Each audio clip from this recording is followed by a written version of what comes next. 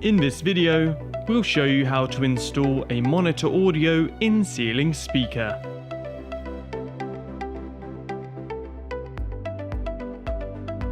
First, draw around the template supplied with the speaker to mark the cutout size.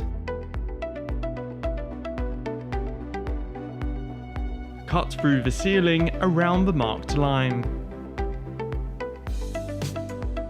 Connect the speaker cables to the speaker terminals.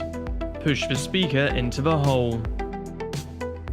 Using a screwdriver, tighten the tri-grip screws.